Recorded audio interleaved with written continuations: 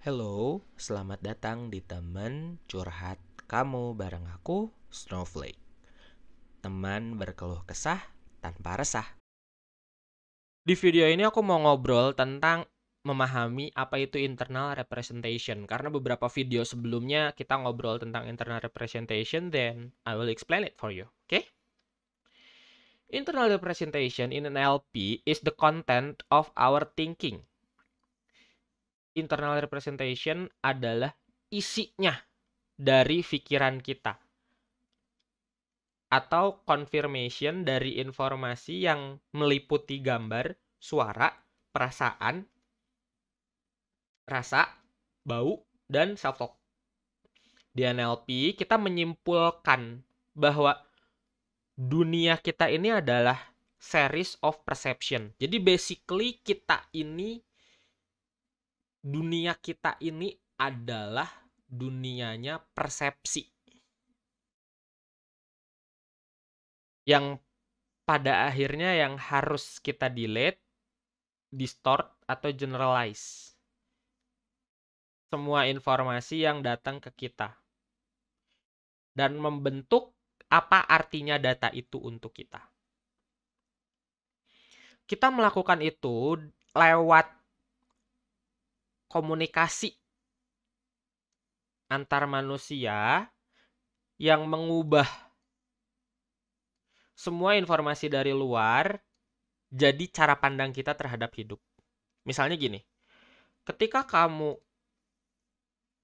sangat menyukai Socrates, aduh, kok malah pakai itu, sorry.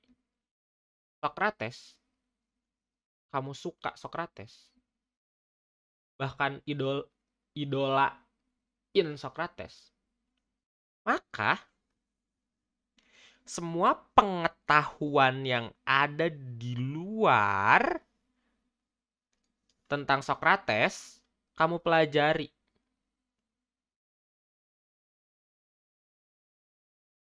Pengetahuan di luar,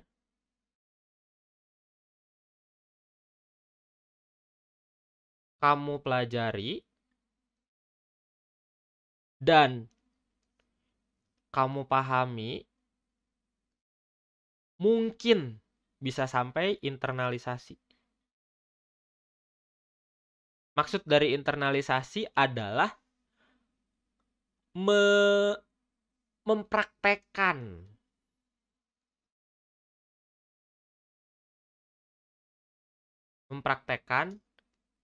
nilai atau pengetahuan Socrates di kehidupan sehari-hari kamu.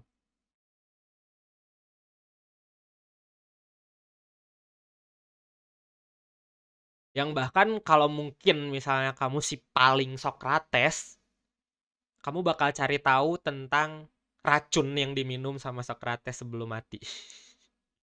Maybe. Dan mungkin mati dengan cara yang sama kayak Socrates. Mungkin. Dan itu sangat possible gitu loh. Nah, jadi pada akhirnya internal representation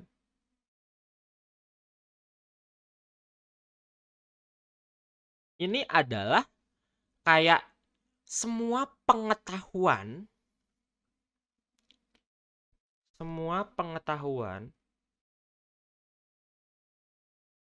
yang udah dipersonalisasi atau yang udah diubah sesuai cara pandang kamu.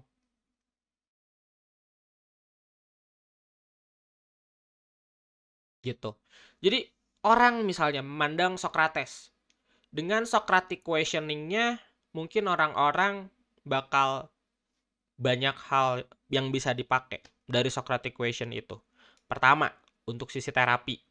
Untuk orang psikologi memakai Socratic question untuk terapi. Orang hukum menggunakan Socratic questioning untuk tanya jawab di pengadilan. Kepolisian memakai Socratic question untuk interogasi. Itu satu ide yang pada akhirnya dipersonalisasi sesuai profesi. Socratic question untuk sales. Bisa jadi itu untuk interview, tanya jawab. Soal sejauh mana dia mau beli. Dan hal-hal lain yang pada akhirnya semua pengetahuan di luaran sana yang udah kamu pelajari itu kamu bundel jadi satu pengetahuan yang itu tuh memang ngedefine dan ngedefinisiin kamu banget. Kebayang nggak? Jadi yang dicari dari NLP adalah ininya dulu, internal representation-nya seperti apa, gambaran dia tentang apa yang lagi dicarinya itu seperti apa, karena tiap orang beda-beda, gitu kan. Pengetahuan yang udah dipersonalisasinya itu seperti apa, baru biasanya kalaupun misalnya bentuknya terapi atau coaching atau apapun itu atau mentoring, nanti mulainya dari sana. Ataupun misalnya nanti di pengadilan, ataupun nanti konteksnya untuk sales, ataupun konteksnya untuk apapun, tapi nanti mulainya dari sana. Karena kita perlu tahu dulu internal representation seseorang itu seperti apa, gitu. Nah, inilah yang nanti digali lewat metamodel. Oke. Kalau lupa lagi metamodel apa, kamu boleh scroll lagi ke atas. Aku bahas di beberapa minggu sebelumnya. Atau mungkin nanti internal representation ini juga bisa menggambarkan generalisasinya seseorang, distorsinya seseorang atau dilationnya seseorang yang juga ada di video-video sebelumnya. Jadi pada akhirnya internal representation ini adalah paketan orangnya gitu. Internal representation adalah seperangkat pengetahuan dan pengalaman dari seseorang yang doi anggap benar. Gitu guys. Oke? Coba apa yang kamu pahami tulisin di komen atau mau nanya juga boleh, kita ngobrol lebih banyak di sana. Thank you guys for watching. Dan langsung aja subscribe, terus nyalain notifikasinya biar kamu nggak ketinggalan update video selanjutnya.